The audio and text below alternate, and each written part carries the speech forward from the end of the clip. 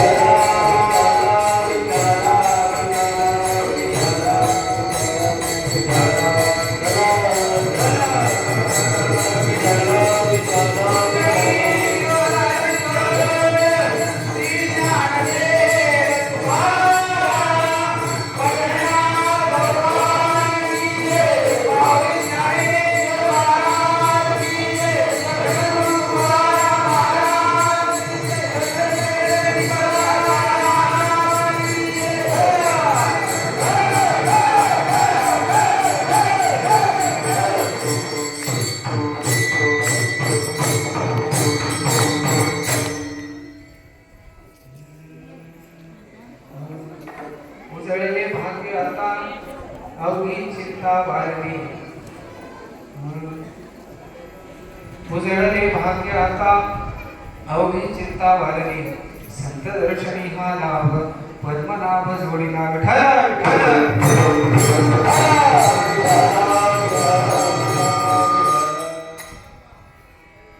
वक्रतुंड महाकाय सूर्यकोटि समप्रभ निर्विघ्नं कुरु मे देव सर्वकार्येषु सर्वदा या कुंदे दुषारहार धवला या शुभ्रवस्त्रामृता या वीणावरदण्डवण्डितकरा या श्वेतपद्मासना या ब्रह्माच्युत शंकर प्रभुतिर् देवै सदा वन्दिता सा मां पातु सरस्वती भगवती शेषजाड्यात्मः गुरुर्ब्रह्मा गुरुर्विष्णु गुरुर्देवो महेश्वरा गुरुर्साक्षात् परब्रह्म तस्मै श्री गुरुवे नमः महायोगपीठे तटे भीमरत्या पुण्डरीकाय तोमुनीरे समागत्य शिष्टान्तमानन्दकन्दं परब्रह्मलिङ्गं भजे पाण्डुरङ्गं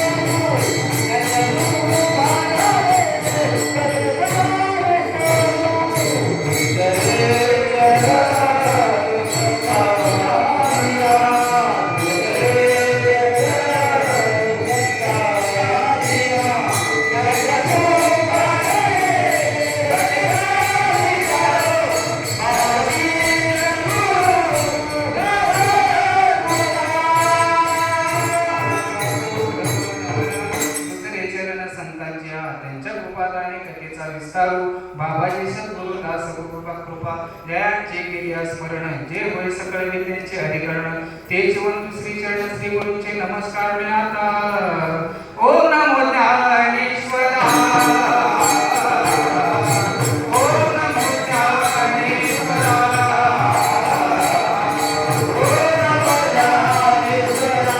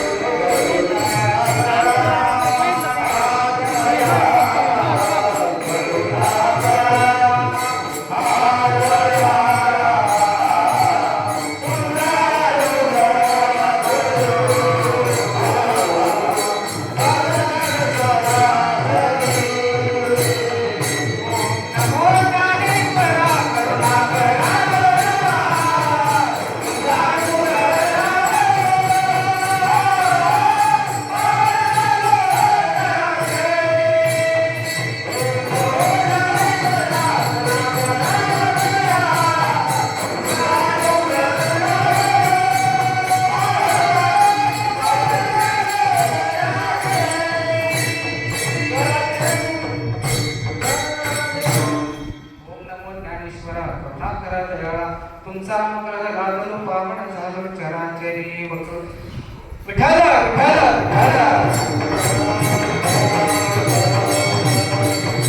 प्रस्तुत प्राप्त रूपी सेवकांचा निवडलेला अपंग जगद्गुरु जगद्वंदनीय तुकोबाराय यांचा 4 चरणांचा गुरुने उपदेश जो केलाय त्या उपदेशाचं महत्व सांगणारा अभंग आहे. विठ्ठल प्रस्तुत अभंगामध्ये तुकोबाराय काय सांगतात? उजळले भाग्य आता, माझं भाग्य आता उजळलेलं आहे. अवघी चिंता वारली, माझी सर्व जी चिंता आहे ती वारलेली आहे, ती संपूर्ण गेलेली आहे. पण का हो तुकोबाराय, ही तुमची चिंता का संपून गेलेली आहे?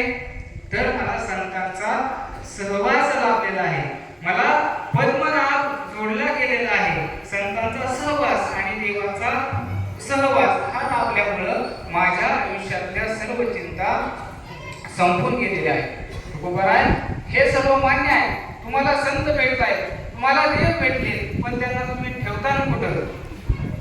संपुष्ट हे हृदय भेटी, हृदयामध्ये मी त्यांना साठवून ठेवेल, म्हणजेच ते देव माझ्याकडून कुठेही जाणार नाही. म्हणून तुकोबाराय, हे सगळं आम्हाला मान्य आहे, मी तुम्हाला हृदयामध्ये साठवून ठेवता हे मान्य आहे, पण हे तुम्हाला सापडलं तरी कुठं? ते होतच माझ्याजवळ, ते होतच माझ्याजवळ, पण मला माझी भावना शुद्ध असल्यामुळं, भावनेच्या शुद्धतेमुळं हा देव, हा परमात्मा, हा हे संत मला प्राप्त झाले. हा झाला अभंगाचा सरळ सरळ भावार्थ. विठ्ठल पंढरपूरकडे मार्गस्थ झालेले आहे. या सेवेमधलं पोपळज गावामधलं हे वाटचालीचं कीर्तन आणि ही कीर्तन सेवा सद्गुरूंच्या आशीर्वादाने मी तुमच्या समोर सादर करतोय. विठ्ठल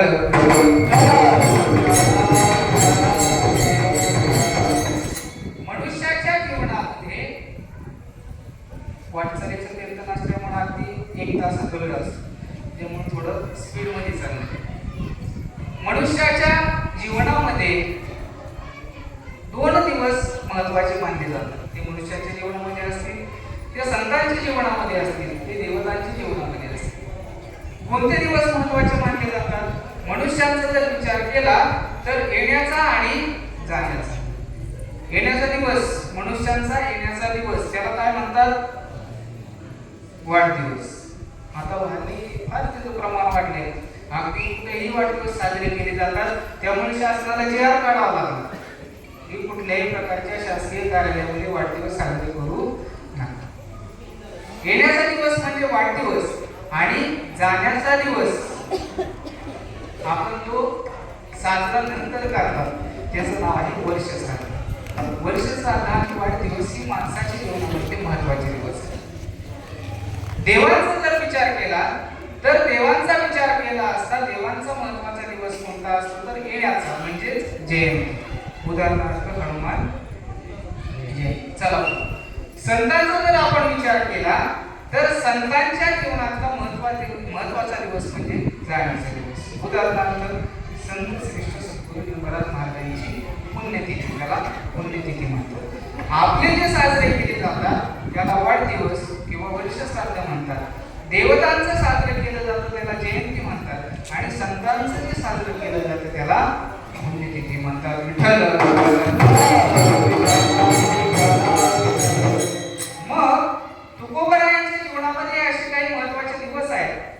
पहिला महत्वाचा दिवस आहे वसंत पंचमी, आणि दुसरा महत्वाचा दिवस म्हणजे तुकाराम बीज.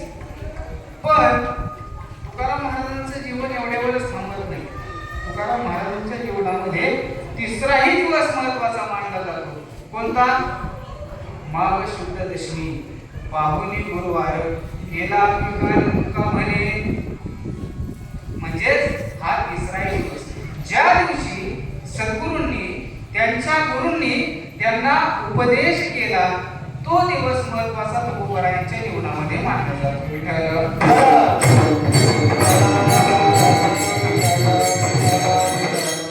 मग तुकोबारायांच्या जीवनामध्ये हा महत्वाचा दिवस मानला जातो. तुकोबाराय एके रात्री झोपलेले असताना तुकोबारायांच्या स्वप्नामध्ये सद्गुरू आले, आणि सद्गुरू आल्याच्या नंतर त्यांनी त्यांना काय मागितलं? काय मागितलं? मंत्र कोणता दिला? याचा भंग काय मागितलं? भोजना मागती खूप पावशेर, पडीला बसल स्वप्ना माझी. भोजना मागती खूप पावशेर, पडिला विसर माझी. पावशर तूप मागितलं, का बरं पावशर मागितलं असेल? मुळात तूपच का मागितलं हा माझा प्रश्न आहे. तूपच का मागितलं हा माझा प्रश्न आहे. आता तुपाचा जर विचार केला तर मला एक सांगा, सरळ सरळ मी तुम्हाला सांगतो, तुमच्या घरी पंगत बसली अशी आणि पंगत बसल्याच्या नंतर सगळे पदार्थ आपण काय करतो, एकत्र घरातले कुटुंबातले सदस्य वाढत असतो. पण हे पदार्थ वाढत असताना सर्व पदार्थ आपण लहानग्यांना कधी कधी वाढायला देतो. त्यात पत्रावळे असेल, द्रोण असेल, आगरी बुंदी असेल, लापशी असेल, भात असेल, हे सर्व पदार्थ कुटुंबातली लहान मुलं वाढू शकतात. पण त्याने जर तुपाचं पातेलं हातात घेतलं आणि तो जर तूप वाढू लागला तर तुम्ही त्याला तूप वाढ देतात का? नाही वाढते. कारण काय? तुपाची किंमत, तुपाची खूप किंमत आहे. मला आता माहित नाही किती 700 800 काहीतरी 1000 रुपये किलो पर्यंत आहे, अशा पद्धतीने आहे. मग या तुपामधला तूपच का मागितलं तर तसा त्याचा अर्थ नाहीये तूपच मागितलं. त्याचा अर्थ काय आहे? तुकोबारायांना गुरूंना साक्षात्कार करायचा होता. त्यामुळे तुकोबारायांचं चित्त, तुकोबारायांचं मन आपलं. आता तुला पावशर हा शब्द इथं का आलाय? पावशर हा शब्द आलाय कारण पावशर म्हणजे किती?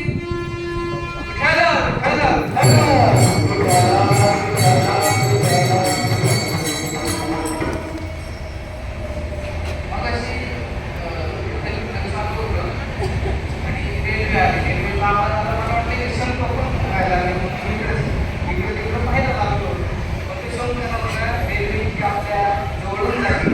म्हणजे रेल्वे आली आपल्या मुलांना पाहायला भेटत गावाकडच्या. पण इथं एवढं छान परिसर आहे, एवढं छान सगळं वातावरण आहे आणि या वातावरणामध्ये ही चालू असणारी सेवा ही विठ्ठल.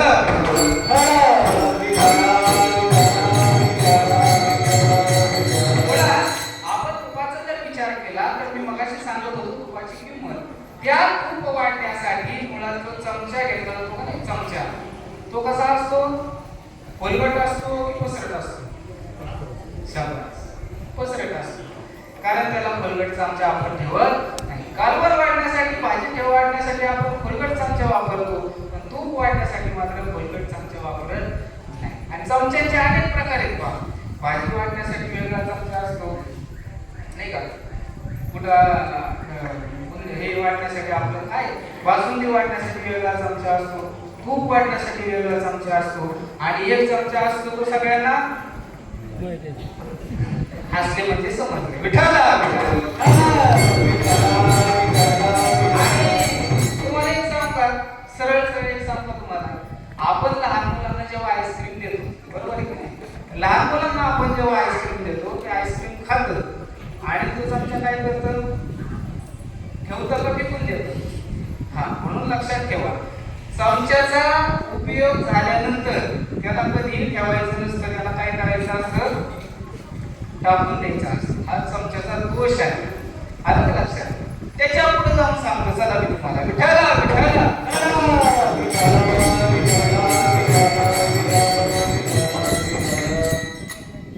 मुळात तुकोबारायांनी काय सांगितलंय, तुकोबारायांनी सांगितले मला गुरुचा उपदेश मिळाला, गुरुचा उपदेश मिळाला, तो स्वप्नामध्ये मिळाला. गुरुने मला उपदेश दिला. काय दिलाय? मंत्र दिलाय. कोणता दिलाय? राम कृष्ण हरी हा मंत्र दिलाय. पण तुकोबाराय म्हणतात हे मला मिळालंय, मी आनंदित झालोय, म्हणूनच माझ्या जीवनामध्ये काय झालंय, अभंगाचं पहिलं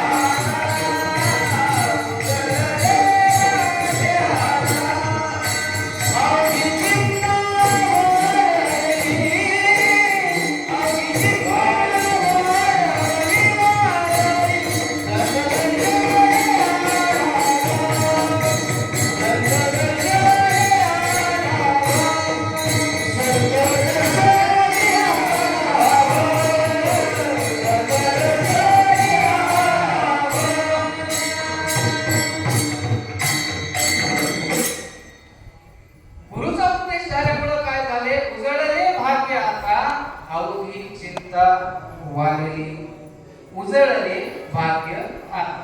सरळ सरळ पाहूयात आपण. उजळणं, काय काय उजळलं जातो? पूर्वीच्या काळी उजळायचे पहा, आता उजळतात का नाही मला माहित नाही. काय उजळतात? सोनं, सोनं उजळतात. किंवा काही काहींच्या घरामध्ये देवाची जर भांडे असतील तर ती देवाची भांडे सुद्धा उजळण्याचं काम कोणती पावडर करते? महिलांपेक्षा पुरुषांचंच आवडते असते. आता नेमकं भांडे पण घासते मला आम्हीच घासतो. पिकांमध्ये काय केलं जातं? ते भांडे उजळले जातात, उजळवले जातात. मग तुकोबारायांच्या जीवनामध्ये त्यांचं काय उजळलं आहे? भाग्य उजळलं आहे. भाग्य उजळणं म्हणजे काय? भाग्य उजळणं म्हणजेच आपल्या जीवनामध्ये एखादी चांगली घटना घडणं म्हणजे भाग्य उजळणं. मग आता तुम्ही म्हणता तुकोबारायांना जर संसाराची चिंता होती असं तुम्ही म्हणता, पण त्यांचे अनेक प्रमाण असे आहेत की ते सांगतात की तुकोबारायांना संसाराची चिंता नव्हतीच. मग ती चिंता वाढली कशी आणि यांचं भाग्य उजळलं कसं? अगदी बरोबर, साधा सरळ प्रश्न आहे. तुकोबारायांना संसाराची चिंता मुळी नव्हतीच आणि ती चिंता वाढली, ती संसाराची चिंता वाढलेली नाही. चिंतेचे दोन प्रकार प्रामुख्याने पडतात. एक आहे सांसारिक चिंता आणि एक आहे परमार्थिक चिंता. परमार्थिक भाग्य, सॉरी, सांसारिक भाग्य आणि परमार्थिक भाग्य. मग तुकोबारायांचं भाग्य उजळलं आहे. ते कोणतं भाग्य उजळलं आहे? परमार्थिक भाग्य. आता सांसारिक भाग्य उजळणं म्हणजे काय? सरळ सरळ तुम्हाला प्रसंग सांगतो. मी कीर्तनासाठी आलो. कीर्तनासाठी आल्याच्या नंतर मी चप्पल इथं काढली आणि एखाद्याच्या पायामध्ये चप्पल नसेल आणि त्याने ती चप्पल घातली, उजळलं ते. उजळलं ना भाग्य चप्पल भेटली.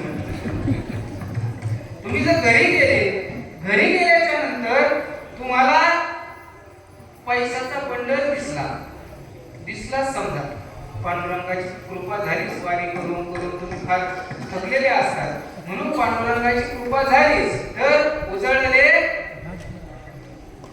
एखादा दाम्पत्य आहे, त्या दाम्पत्याला नवसानं जर मुलगा झालाच तर उजळले. द्रव्याची प्राप्ती, धनाची प्राप्ती हे झालं संसारिक भाग्य. पण इथं तो अर्थ नाही आहे. इथं तुकोबारायांचा अर्थ काय आहे? उजळले भाग्य आता. म्हणजे तुकोबारायांचं भाग्य उजळलंय. ते कोणतं भाग्य उजळलंय? परमार्थिक भाग्य उजळले. ते कसं? विठ्ठल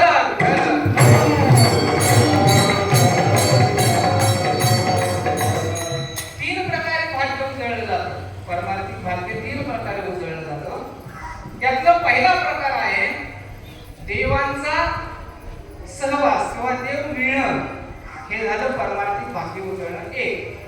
दोन, आपल्या शरीरामध्ये असणाऱ्या विकारांवर विजय मिळवणं. त्यामध्ये काम, क्रोध, मद, मोह, मत्स्य आणि अहंकार यांच्यावर विजय मिळवणं म्हणजे परमार्थिक भाग्य. चला पुढे. तिसरा प्रकार काय आहे परमार्थिक भाग्याचा? तर संतांची प्राप्ती होणं म्हणजेच परमार्थिक भाग्य उजळणं. मग आपल्या तीन प्रकारांमधला तुकोबारायांनी काय सांगितलं आहे? उजळले भाग्य आता. त्यांना काय भेटलंय? त्यांना गुरुचा उपदेश भेटलाय. तुकोबारायांच्या जीवनामध्ये गुरुचा सहवास, गुरुचा उपदेश तुकोबारायांना भेटलाय. त्याच्यामुळे तुकोबाराय काय म्हणलाय? उजळले भाग्य आता. उजळले भाग्यवान का आहोत याचं उदाहरण मी तुम्हाला सांगतो. ऐका. माझा भाऊ, लहान भाऊ आहे, तो ऑस्ट्रेलियाला गेलाय. 4-5 महिने झाले जवळपास. हे सांगण्याचं कारण मी तुम्हाला पुढे सांगतो. तो तिकडे गेल्याच्या नंतर तिकडं कुठल्या देवाचा तपास नाही, नमस्काराचा तपास नाही, कशाचा तपास नाही. म्हणजे देव पण नाही, धर्म आहे, त्यांचा धर्म असेल पण आपल्यासारखं कुठल्याही प्रकारचा नमस्कार केला जात नाही. त्या म्हणाला आपण जर आपल्या भाग्याचा विचार केला तर आपलं भाग्य मोठं आहे. आपण भारतासारख्या देशामध्ये जन्माला आलो. इथं काशी विश्वेश्वर आहे, प्रभू श्री रामचंद्रांचं वास्तव्य आहे. जिथं रामायण घडलं, जिथं महाभारत घडलं, त्या भारतामध्ये आपण जन्माला आलो. चला, भारतात जन्माला आलो तर ठीक आहे. याच्या पुढे जाऊन जर आपण विचार केला तर आपण त्याही पेक्षा भाग्यवान आहोत, कारण आपण महाराष्ट्रामध्ये जन्म घेतला.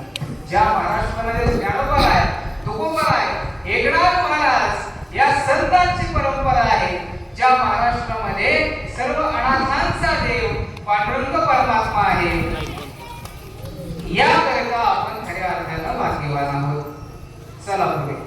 महाराष्ट्रानंतर आपण भाग्यवान आहोत कारण आपला जन्म अहिल्यानगर जिल्ह्यामध्ये झाला, जिथे शनी शिंगणापूर असेल, देवगड असेल, जळोपराय असेल, अशा वेगवेगळ्या देवतांच्या संतांच्या समाध्या आहेत, तीर्थक्षेत्र आहे. चला पुढे. त्याहीपेक्षा आपण भाग्यवान आहोत कारण आपला जन्म श्रीगोंदा तालुक्यामध्ये झाला, ज्या तालुक्याच्या मुख्य ठिकाणी कुणाची समाधी आहे? संत शेख मोहम्मद बाबांची समाधी, ज्यांनी हिंदू मुस्लिम वारकऱ्यांचं एकीकरण करण्याचा प्रयत्न केला. नवे त्यांनी हिंदू धर्माची पताकाच खऱ्या अर्थानं फडकवली. या संत शेख महाराजांच्या श्रीगोंद्यामध्ये आपला जन्म झाला. चला पुढे. इतकंच नाही, खऱ्या अर्थानं आपण खरे भाग्यवान आहोत कारण आपला जन्म देवदैठण गावामध्ये झाला, ज्या गावामध्ये महर्षी गणेश ऋषींनी त्यांच्या हाडांचं, बरोबर आहे का नाही, काय केलं? वज्र केलं आणि ते देवतांना दिले. इतकंच नव्हे, त्या देवदैठण गावामध्ये संत श्रेष्ठ सद्गुरू निम्मराज महाराजांची समाधी आहे. यापेक्षा भाग्यवान काय असावं माणसाने? आणि याच्यापेक्षा भाग्यवान आपली शक्य. म्हणून भाग्यात, मी तर म्हणतो भाग्याचं उदाहरण दुसऱ्या लोकांचं द्यायचं कारणच नाही. खरे भाग्यवान दैवाचे लोक आहेत, पण कळालं तर ठीक आहे, नाही तर खूप भाग्यवान महाराज, खूप म्हणजे प्रचंड भाग्यवान. मी आमचा एक नातेवाईक पंढरपूर मध्ये राहतात, त्यांना मी एक विचारलं की तुम्ही किती वेळा म्हटलं पंढरपूरच्या देवाला पाया पडायला जाता वगैरे. म्हटलं काय होतंय, कामामुळे वेळच भेटत आणि काय आता म्हणलं येत नाही कधी पण पाया पडायला. त्यांनी सांगितलं जवळपास आता 1.5 वर्ष होत आलं पंढरपूरच्या देवाला गेले. म्हणजे इथे लोक 21 दिवस वाऱ्या करून त्या पंढरीला याच्या भेटीसाठी जातात, पण तिथली लोक मात्र पंढरपूरला भेटीसाठी जातात. मात्र सगळी लोक निमराज महाराजांना, नदीच्या ऋषींना पाया पडल्याशिवाय राहत नाही. हे खऱ्या अर्थानं आपल्या गावाचं सुदैव आहे.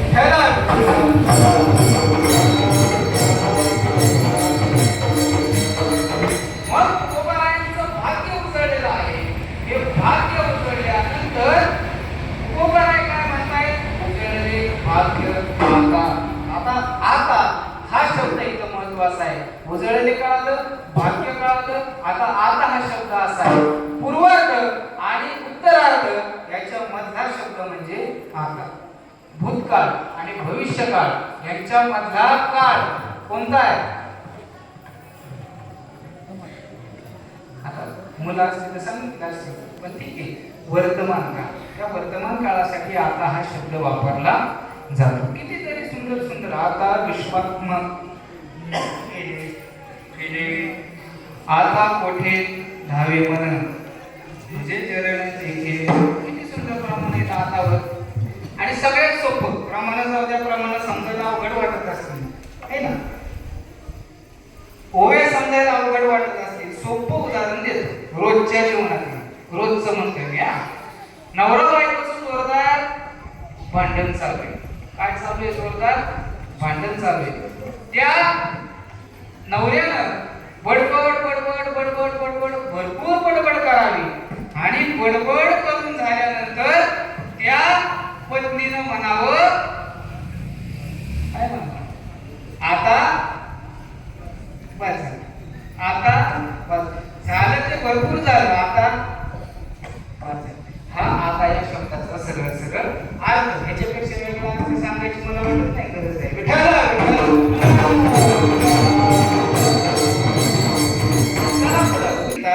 तुकोबारायांच्या जीवनामध्ये कधीही नव्हती, कारण तुकोबारायांनी संसार कधी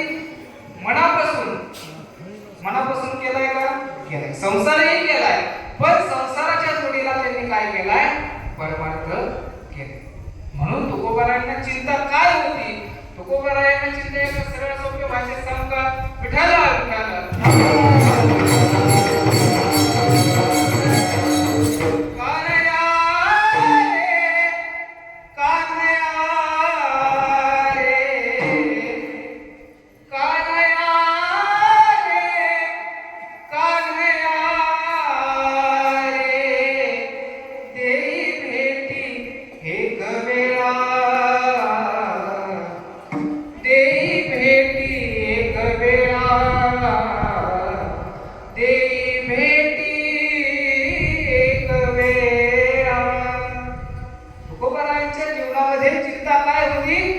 भगवान परमात्मा मला एकदा तरी भेटावा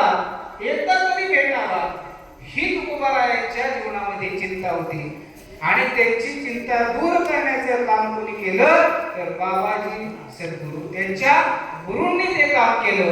आणि म्हणून तुकोबाराय म्हणतात माझं भाग्य आता उजळलेलं आहे, कारण माझ्या आयुष्यातल्या चिंता संपूर्णतः दूर झालेल्या आहे. आणि चिंता दूर झाल्या म्हणून आयुष्यामध्ये माझ्या काय झाले त्या अभंगाचं दुसरं चरण संत दर्शनी आला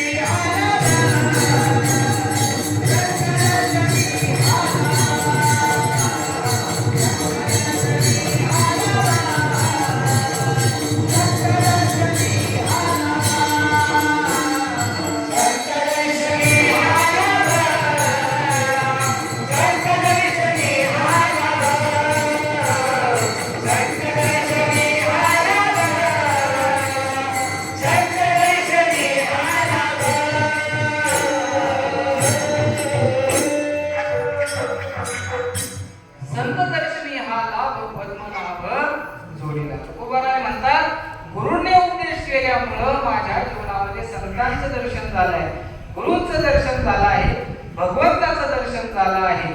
आणि म्हणून मनुष्याच्या जीवनामध्ये तुम्हाला जर तुमच्या जीवनाचा उत्कर्ष करून घ्यायचा असेल तर संतांचं दर्शन, संतांचा सहवास आयुष्यामध्ये असेल तर कोणत्याही गोष्टीची कमी पडणार नाही. आणि मी नेहमी सांगतो कुठेही आपल्याला लांब जायची गरज नाही. हिमराज महाराज आपल्यासाठी सदैव बसलेले आहेत. त्यांच्यापाशी जा, त्यांच्या समाधीवर डोकं टेकवा, तुम्हाला कोणत्याही गोष्टीची कमी पडणार नाही. कशाची कमी पडणार नाही जीवनामध्ये. आणि मी तर म्हणतो आता निघले तुम्ही पांडुरंग परमात्माकडे, पण त्या सद्गुरू लिंगराज महाराजांसाठी पंढरपूरचे पांडुरंग त्यांच्या स्कंदावरती येऊन बसतात. त्यांच्या स्कंदावरती येऊन बसतात. म्हणजे सद्गुरूंची महती किती मोठी आहे, किती मोठी महती आहे. आणि आपण त्या पंढरपूरकडे जातो, नक्की जायला हवं. हिमराज महाराजांना आपण घेऊन चाललेलो आहोत, वारीमध्ये आपण घेऊन चाललेलो आहोत. पण हे करत असताना वारीमध्ये आपण किती प्रकारचं नामचिंतन करतो ह्याला सुद्धा खऱ्या अर्थाने महत्व आहे. आपण नामचिंतन करतो का, हा एक वेगळा मोठा आणि अभ्यासाचाच प्रश्न आहे. मग आम्ही गाडीमध्ये येत होतो, गाडीवर येताना जवळपास आम्हाला 30 ते 35 दिंड्या पालख्या काय असतील त्या लागल्या. त्या लागलेल्या पालख्यांमध्ये जवळपास 10, 15, 20 लोक. पालखी 4-5 किलोमीटर लांब आली. हा ना, काय बोलावं कसं बोलावं, असू द्या, पाय दुखत असतील काय असतील तो भाग वेगळा. पण खरंच आपण नामचिंतन करतो का, थोडं लागत मला माहिती आहे. कारण कसं आहे माहिती का, मी शाळेत शिकवणारा शिक्षक, त्यामुळं आणि कडू जर औषधं दिली तरच फरक पडतो. तुम्हाला गोड औषधाने फरक पडेल का?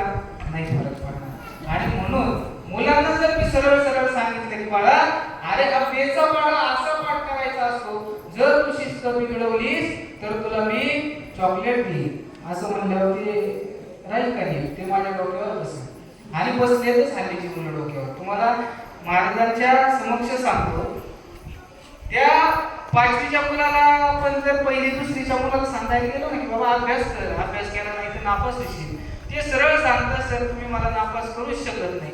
त्याला म्हणलं का करू शकत नाही? तो म्हणतो सरकारनंच कायदा बनवलाय त्याच्यामुळे तुमचं काय टाक आहे आम्हाला नापास करायचं. ही मुलं म्हणायला लागली. काय करावंच मुलांना तरी, म्हणजे अशी आजकालची अवस्था आहे, खूप वाईट अवस्था आहे. असो त्याच्यावर नंतर कधीतरी आपण बोलूयात. पण तुकोबाराय काय सांगतात? तुकोबाराय हेच सांगतात की संतांचं दर्शन, आणि म्हणून मी नेहमी सांगत असतो घरातल्या आई वडिलांनी, घरातल्या आजी आजोबांनी जर ज्ञानेश्वरी, जर भगवद्गीता, जर पोथी पुराण समोर घेऊन बसले तरच तुमची मुलं ते करणार आहे. तुम्ही जर मोबाईल घेऊन व्हॉट्सअप बघत बसले तर मुलं ही तेच करणार आहे. तुम्ही वेगळी अपेक्षा ठेवतच काय? उपयोगच नाही अपेक्षा ठेवून वेगळी. त्यामुळे तुम्ही आधी ज्ञानेश्वरी वाचा, तुम्ही आधी भगवद्गीता वाचा, तुम्ही आधी त्यातले ओव्या पाठ करा आणि मग मुलांना घेऊन बसा. मुलांमध्ये जर परिवर्तन झालं नाही तर ते म्हणून हा संत दर्शनी हा लाभ. आणि खूप संतांचं जे दर्शन आहे का नाही, हे संतांचं दर्शन आपल्याला मिळावं. संतांचं दर्शन आपल्याला मिळवण्यासाठी आपल्याला काय करावं लागेल? गुरु करावं लागेल. आणि गुरु जर चांगला असेल तर संतांची प्राप्ती झाल्याशिवाय राहणार नाही. आणि त्या संतांमुळेच आपल्याला कोण भेटणार आहे? देव भेटणार आहे. संतांविना प्राप्ती नाही ऐसे वेद देती ग्वाही. विठाला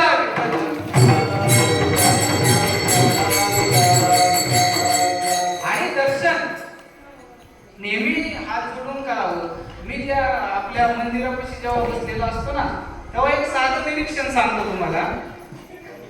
बसल्याच्या नंतर लोक असे मोटरसायकलून येतात आणि आल्याच्या नंतर शांत नाही जात, ते हॉर्न वाजवते. आणि मग हे काय हॉर्न कशासाठी वाजवते? मी एखादं थांबवलं बघा, थांब, हे नेमकं हॉर्न वाजवून पायापर्यंत काय भानगडी? तो म्हणला जसं आपण मंदिरात जाऊन देवाला घंटी वाजवायला उठवतो ना तसं आपण हॉर्न वाजवून उठवतो. काय लोक काय उत्तर, हा 4 व्हीलर मध्ये आले तरी हॉर्न वाजवते. आणि असं पण नाही, असं दर्शन कसं असावं? दर्शन कर, आपलं जे मस्तक आहे ना ते पायावरती असावं, ते दर्शन घ्यावं. आणि मी पुन्हा तेच सांगेन की हे आधी आपण करावं, मग मुलं तसं आपलं अनुकरण करत असतात. तशी मुलं अनुकरण करत नाही. आणि हे दर्शन घेणं, हा नमस्कार करणं जाणतेपणे असावं किंवा अजाणतेपणे असावं, कसंही जरी केलं तरी भगवंताची प्राप्ती आपल्याला झाल्याशिवाय राहत नाही. विठ्ठला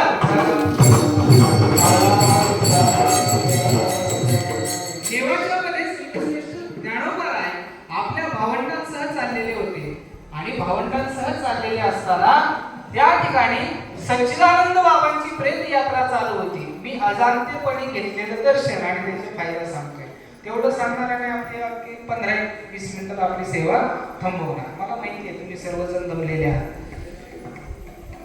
सच्चिदानंद बाबांची प्रेम यात्रा चाललेली होती. त्या प्रेम यात्रेबरोबर अनेक स्त्रियाही होत्या. त्या स्त्रियांमधली एक स्त्री समोर आली आणि समोर येऊन तिनं ज्ञानोबारायांची समोर हात जोडले. तत्पूर्वी त्यांना ते माहिती नव्हतं की ज्ञानोबाराय कोण आहे, निवृत्तीनाथ कोण आहे किंवा मुक्ताई कोण आहे, हे त्यांना काही माहिती नव्हतं. पण त्या स्त्रीनं असा विचार केला की आता ह्यांच्यासोबत मीही सती जाणार आहे, तर सती जाण्यापूर्वी ह्यांचं मी काय करते? दर्शन घेते. म्हणून तिने हात जोडले आणि पाय त्यांच्या पायावरती डोकं टेकवले. ते झाल्यानंतर ज्ञानोबारायांच्या मुखामधून अनायासे उच्चार निघाले की सौभाग्यवती भव, सौभाग्यवती भव. असा उच्चार निघाल्याच्या नंतर त्या स्त्रीनं सांगितलं, म्हटले तुम्ही मला हा आशीर्वाद कसा देऊ शकता? ते म्हटले काय झालं? म्हटले माझं सौभाग्य तिकडं 4 खांद्यांवरती चाललेलं आहे. असं सांगितल्यानंतर ज्ञानोबारायांनी सांगितलं की त्यांना खाली ठेवा. आणि खाली ठेवल्याच्या नंतर ज्ञानोबारायांनी त्यांच्या डोक्यावरती हात ठेवला आणि उठून बसायला सांगितले. ही संतांची ताकद होती. हे मी का सांगितलं? कारण त्या स्त्रीनं हे संत आहेत हे माहिती नसतानाही त्यांच्या समोर हात जोडले, त्यांचं दर्शन घेतलं, तरी त्यांना एवढा लाभ झाला. मग आपल्याला तर माहिती आहे आपल्या गावामध्ये निमरज महाराज आहेत. त्यांच्या जर समाधीवरती डोकं ठेवलं तर आपला उद्धार झाल्याशिवाय राहील का नाही राहील? आणि म्हणून मी सांगतो, जाणतेपणानं दर्शन घ्या किंवा अजाणतेपणानं दर्शन घ्या, तुम्हाला संतांचा आशीर्वाद हा लाभणारच आहे. विठ्ठल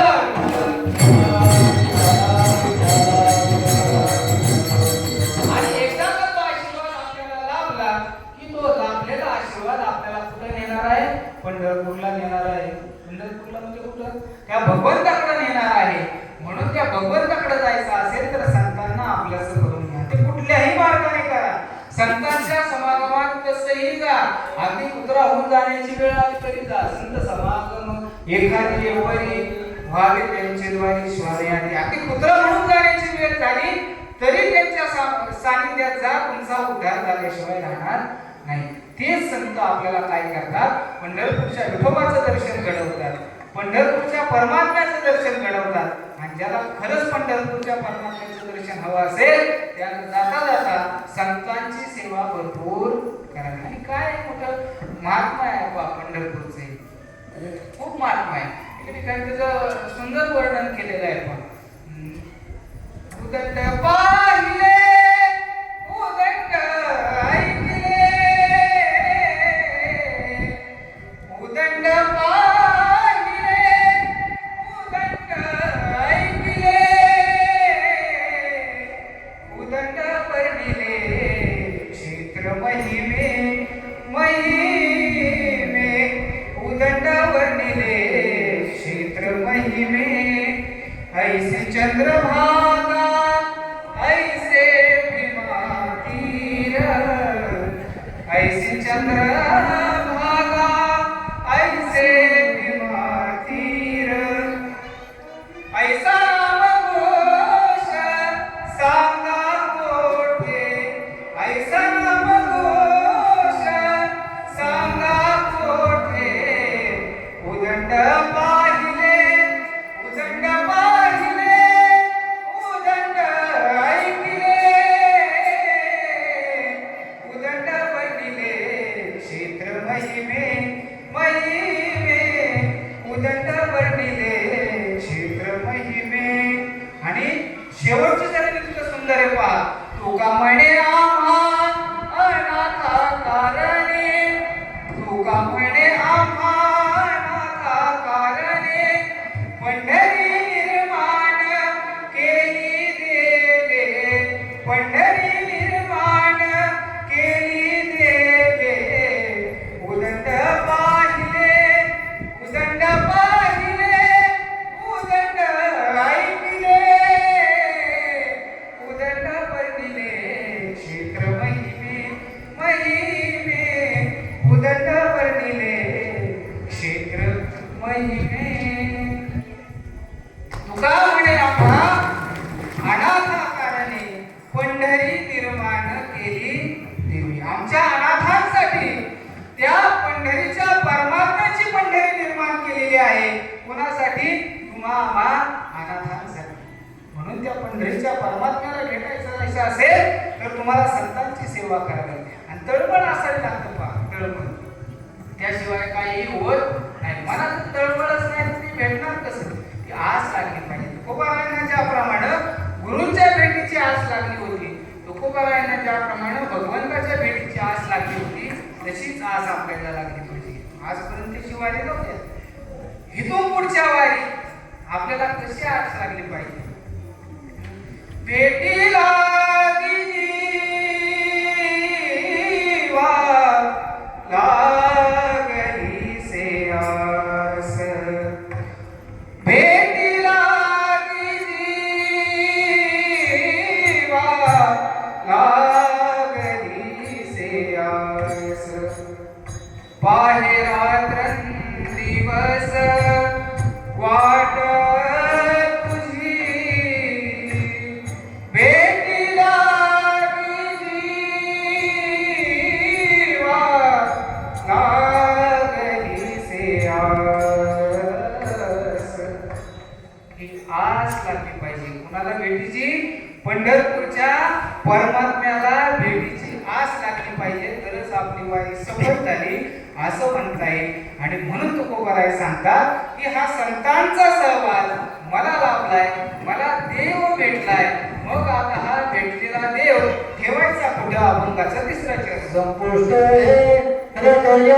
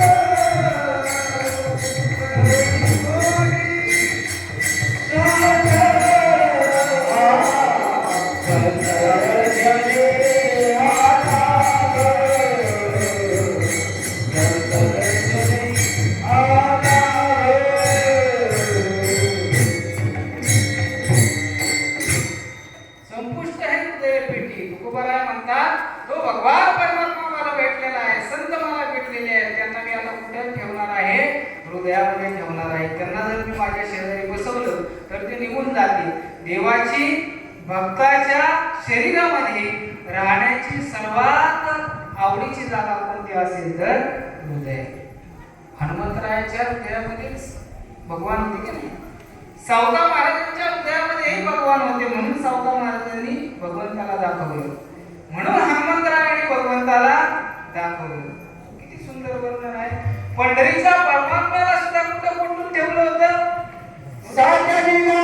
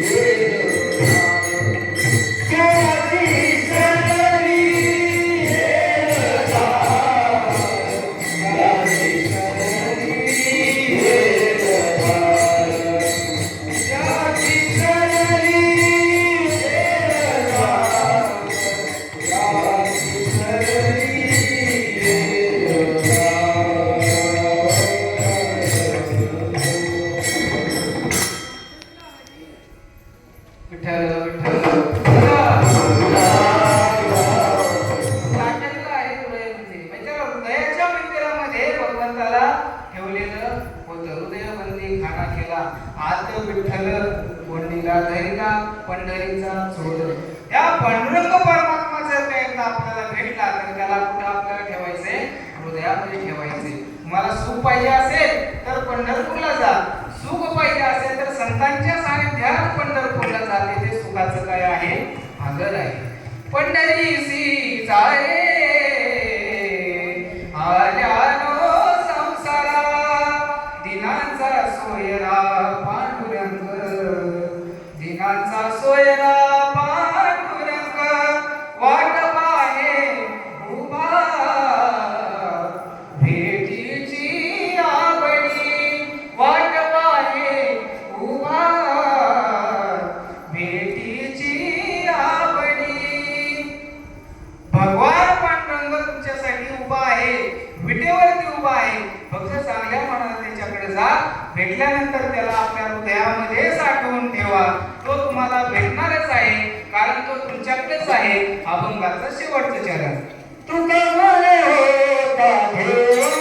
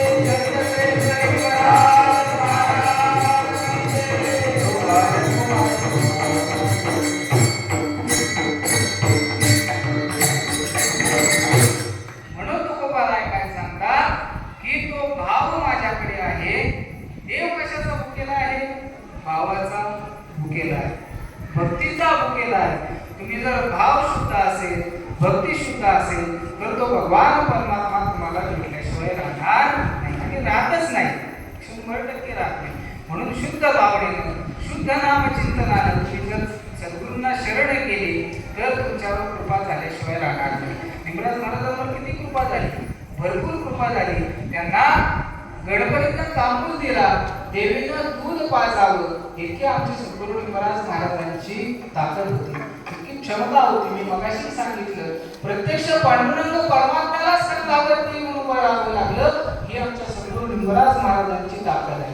आणि म्हणून इतके संत जर तुमच्या बरोबर असतील तर मला असं वाटतं तुम्हाला कशाची कमी पडणार नाही. आणि म्हणून तुकोबाला हेच सांगतात की माझं भाग्य आता उचललेलं आहे, माझं भाग्य उचललं, मला गुरुचा उपदेश झाला, गुरुचा उपदेश झाल्यामुळं मला संतांची भेटी मिळाली, संतांच्या भेटीमुळं देवतेचं दर्शन झालं आणि तो मिळालेला भगवान परमात्मा मी माझ्या हृदयामध्ये साठवून ठेवला.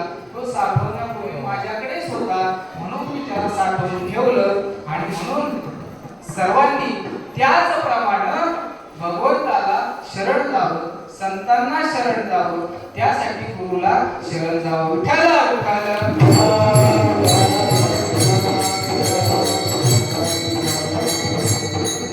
आणि म्हणून खऱ्या अर्थानं आता आपण हा अभंग घेतला, उजळले भाग्य. आता वाटचालीचं कीर्तन असतं 1 तासाचं, मलाही माहिती. बरोबर 1 तास झालेलं आहे. अगदी 10 मिनिटं घेणार आहे मी, सोडणार. जेवायला सगळ्यांना भूक लागलेली आहे आणि झोपायचं पण आहे. उद्या सकाळी उठून पुन्हा पुढच्या परतीच्या प्रवासाला आपल्याला लागायचं आहे. तत्पूर्वी क्षमा मी यासाठी मागे, कारण पत्रिकेमध्ये नाव टाकलं होतं कीर्तनकाराच्या ह्याच्यात सारंग महाराज यांनी होते.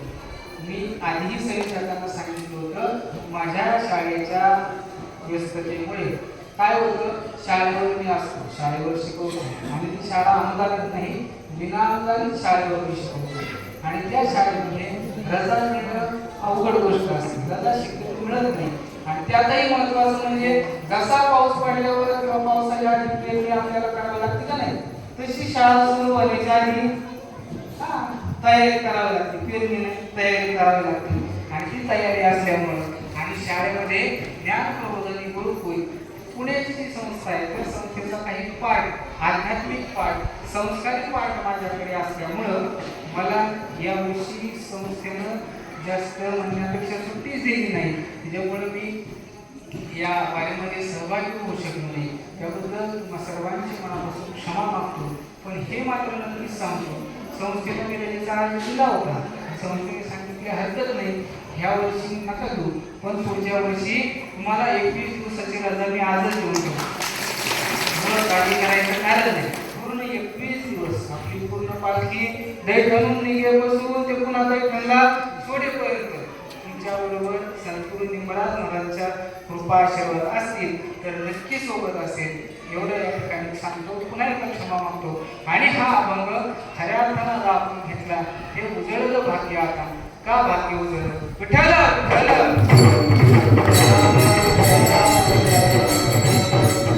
खऱ्या अर्थानं हे सांगायचं कारण असं आहे, खऱ्या अर्थानं हे सांगायचं कारण असं आहे, या संस्थानं आपल्या सद्गुरू निंबाळकर महाराजांच्या पालखी तळासाठी पंढरपूर येथे एक जागा त्या ठिकाणी घेतलेली आहे. सगळेच सांगता येते. आणि संस्थांचा एक कीर्तनकार, संस्थांनं मला या ठिकाणी कीर्तनासाठी उभं केले.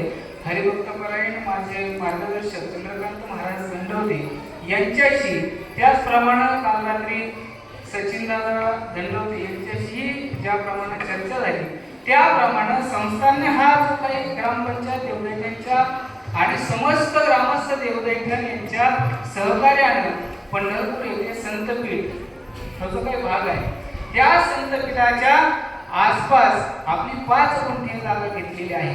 आणि मी मगाशी सांगितलं, जे भजनामध्ये असतात, भजनाची ज्यांना गोडी असते ते भरपूर असं दान करतात. ज्यांना मुळात भजनाची गोडी नसते, भजनाची आवड नसते, ते दान ते दुसरीकडं व्यर्थ घालवतात. त्याच्यामुळे तुम्ही भजनाची गोडी असणारे लोक आहात. आणि मला खात्री आहे या सत्कार्यासाठी तुम्ही नक्कीच भरभरून दान कराल, हे मी एवढ्यासाठी सांगतो. आणि मी नक्की ही गोष्ट आनंदाने सांगतो. हा जागा हा विषय वेगळा आहे, पण मला मी त्या दिवशी निळोबारायांची पालखी पाहिली. त्यांची पालखी पाहिल्यावर मला वाईट वाटायचं मुळात कारण नाही. वाईट मला ह्या गोष्टीचं असं वाटलं की सद्गुरू निंबाळकर महाराजांची परंपरा 362 वर्षांची आहे, पण आपल्या परंपरेला पाहिजे तेवढ्या प्रमाणात कुठल्याही प्रकारचा विस्तार किंवा पाहिजे तेवढ्या प्रमाणात तिथल्या महाराजांची माहिती कुठेही लोकांपर्यंत पोहोचली गेली नाही. याचा प्रयत्न मी थोडासा 2-3 वर्षापूर्वी केला होता. निंबाळकर महाराजांची वेबसाईट काढली होती, पण काही तांत्रिक बाबीमुळे ती सध्या बंद आहे. ती पण लवकर आपण चालू करणार आहोत. जागा हा जरी विषय असेल तरीही माझी अशी मनोमन इच्छा आहे, यावर्षी मला वाटतं काहीतरी 5 वारकरी आपले पालखी घेऊन निंबाळकर महाराजांचे पांढरीच्या पांडुरंगाकडे जाणार आहे, असं काहीतरी आहे. पण ते अधिकृत करून घेऊन माझी अशी मनोमन निंबाळकर महाराजांचा वंशज म्हणून माझी अशी इच्छा आहे की निंबाळकर महाराजांच्या पालखीचा नैवेद्य पंढरपूरच्या परमात्म्याकडे एक दिवस जावा. नवे नवे आपल्या निंबराज महाराजांचं सामर्थ्य एवढं आहे की निंबराज महाराजांचं सामर्थ्य एवढं आहे की निंबराज महाराजांची पालखी सुद्धा चांदीच्या रथामध्ये पंढरपूरला जावी इतक्या पद्धतीचं आपल्याला काम नक्की करावं लागणार आहे. आणि मला खात्री आहे की ह्या सुद्धा गोष्टी आपल्याला अधिकृतरित्या पंढरपूर संस्थान असेल, अधिकृतरित्या मंत्रिमंडळातले आताचे जे सर्व काही मंत्री असतील त्याचप्रमाणे म्हणजे मार्गदर्शक नक्की म्हणे ना, आज म्हणतोय मी अशा देवेंद्रजी फडणवीस साहेब जोपर्यंत मुख्यमंत्री आहेत तोपर्यंत काळजी करायचं कारण नाही. ते आहेत तोपर्यंत आपल्याला ह्या सगळ्या गोष्टी मार्गी लावायच्या. निंबराज महाराजांचा वैभव वाढवणारे आपण कुणी नाही. त्यांनी आपल्याला बुद्धी द्यावी आणि आपण ते करावं, कारण आपण त्यांना पण मोठे करणार आहे, तेच आपल्याला मोठं करतात. पण त्यांच्या बुद्धीप्रमाणे आपण नक्कीच चाललं पाहिजे. म्हणून मी पुन्हा एकदा जाहीर आवाहन तुम्हाला करेल, जागेसाठी भरपूर असा निधी द्या. छान जागा आहे बा, 8 तिथं काहीतरी रूम आहे, त्या रूम मध्ये भरपूर महिलांची झोपण्याची सोय आहे, वरती आपल्याला टेरेसवरती झोपण्याची सोय आहे. त्याचप्रमाणे आता मला वाटतं काहीतरी 3-4 लाखाचं पुढेही 15 शेड मारले गेलेले आहे. सगळ्या कामासाठी पैसा लागतो. सगळ्याच कामासाठी जर पैसा लागत असेल तर तुम्ही म्हणता नाही आमच्याकडे 1 लाख नाही, आमच्याकडे 50,000 नाही, आमच्याकडे 100 रुपये, हरकत नाही. खारीचा वाटा उचला, थेंबे थेंबे तळे साचे. थोडे थोडे याने सुद्धा भरपूर आपल्याला काही मिळणार आहे. आणि म्हणून त्याद्वारे उजळलं भाग्य आता यासाठी, कारण आपलं भाग्य यासाठी उजळलंय की आपली पालखी पंढरपूरच्या अगदी मंदिरापाशीच त्या ठिकाणी वास्तव्याला जाणार आहे. आणि कधी तुम्हाला वाटलं की आपल्याला पंढरपूरच्या मंदिरात जाऊन यायचंय, बिनधास्त उठायचं, जायचं, प्रदक्षिणा मारायची आणि पुन्हा येऊन त्या ठिकाणी बसायचं. कधीही वाटता कळस पाहायचा तरी त्या ठिकाणी आपल्याला कळस सुद्धा दिसत नाही. आणि म्हणून आपण भगवंताच्या जास्तीत जास्त जवळ चाललोय. अजूनही आपल्याला निंबराज महाराजांसाठी खूप चांगल्या पद्धतीचं कार्य करायचंय. आणि हे कार्य करण्याची शक्ती भगवान सद्गुरू निंबराज महाराज, संत श्रेष्ठ निंबराज महाराज आणि पंढरीचा परमात्मा तुम्हा सर्वांना देव, तुम्हा सर्वांसोबत देवदैवतांमधील सर्व ग्रामस्थ, त्याचप्रमाणे जे काही पंचक्रोशीतील ग्रामस्थ असतील आणि इतकी चांगली पहा त्या ठिकाणी रूम आहे. कुणीही जरी इतर वेळी जरी गेलं फक्त चावी घेऊन जायची आणि त्या ठिकाणी वास्तव्याला राहायचे. मग इतक्या चांगल्या प्रकारची सोय त्या ठिकाणी होणार आहे. आणि म्हणून माझं निंबराज महाराजांचा वंशज म्हणून तुम्हाला या ठिकाणी संस्थांच्या वतीनं सांगणं असेल की तुम्ही सर्वांनी खारीचा वाटा या निमित्तानं उचलावा आणि या चांगल्या कार्याला भरभरून दान द्यावं, जेणेकरून हे कार्य सिद्धीला जाईल. एवढंच बोलतो. आणि या आजच्या कीर्तनासाठी मला संस्थांनी त्यामध्ये आमचे मार्गदर्शक आदरणीय हरिभक्तपरायण चंद्रकांत महाराज दंडवते, त्याचबरोबर सर्व संयोजक मंडळी असतील, सर्व संस्थांचे व्यवस्थापक मंडळी असतील, ह्यांनी कीर्तन करण्याची संधी दिली त्याबद्दल त्यांचं मी मनापासून आभार मानतो. त्याचप्रमाणे आजच्या या पोपलस गावचे सर्व अन्नदाते, त्यामध्ये मला वाटतं सरपंच, ग्रामस्थ, भजनी मंडळी पोपळस, त्याचप्रमाणे अण्णासाहेब सोपानराव पवार, हेरेगावची पोपळस, या सर्व अन्नदात्यांनी आज अतिशय सुंदर भोजनाचा स्वाद ठेवलेला आहे. त्यांच्यासाठी मी मनापासून आभार मानतो. त्याचप्रमाणे या ठिकाणी उपस्थित असलेली सर्व देवदैवतांची मंडळी, उपस्थित गुणीजन वादक, गुणीजन गायक, या सर्वांना मनापासून मी नमन करतो. त्याचप्रमाणे उपस्थित हरिभक्तपरायण परमेश्वर महाराज दंडवते, गंगाराम महाराज कवठाळे, संतोष महाराज कवठाळे आणि उपस्थित सर्वच ओवळ सर असतील, ओवळ महाराज असतील, या सर्वांना मी नमन करतो. आणि त्याचप्रमाणे काही चुकलं असेल तर ती माझी चूक आहे, जे बरोबर असेल तेवढंच फक्त घेऊन जावं एवढीच या ठिकाणी अपेक्षा व्यक्त करतो. आणि झालेली सेवा माझे गुरुवर्य हरिभक्तपरायण वैकुंठवासी पोपट महाराज महाडी, त्याचप्रमाणे माझे वडील हरिभक्तपरायण बापू काका दंडवते यांच्या चरणांवरती समर्पित करतो. सद्गुरू निंबराज महाराजांच्या चरणांवरती समर्पित करतो. पुन्हा एकदा झालेल्या या सेवेला या ठिकाणी पूर्ण विराम देतो. ज्ञानेश्वर